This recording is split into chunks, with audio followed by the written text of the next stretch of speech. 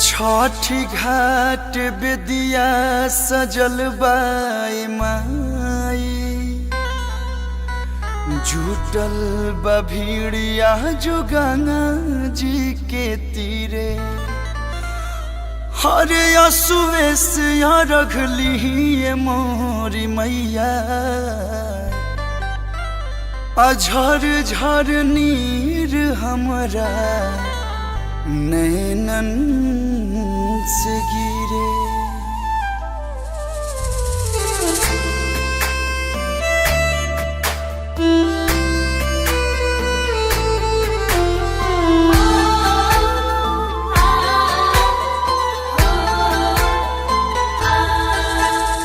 हर साल रही के उपास नु हो, करिले बरत यहिया से नु हो।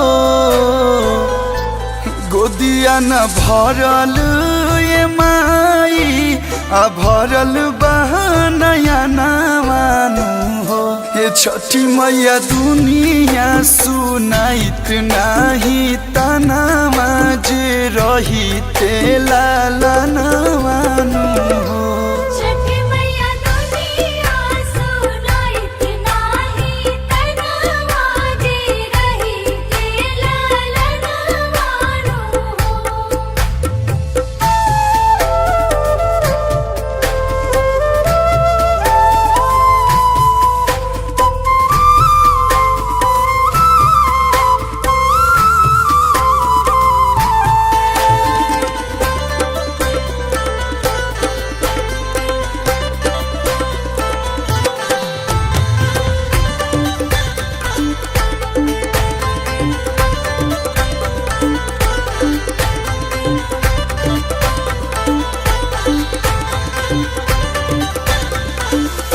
लेके अचरावा में अर्घ दिवाई, हमरो जे रहित केहू कहे वाला माई।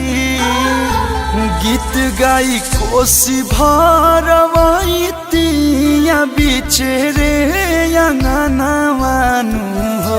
ये छठी मैया दुनिया सुनाइत नाही तनावा, जे रही तेला नवानु हो।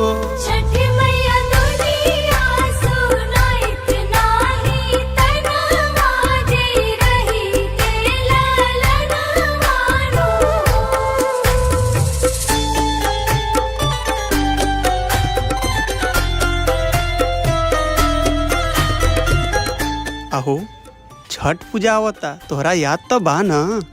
का करी हम छठ पूजा कर, जब माई हमने के सुनते नहीं।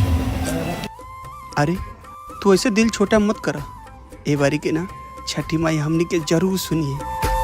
जैसे से नूराबा सजवलुए माई, दिहतु बलकावा के सरधा पुराई।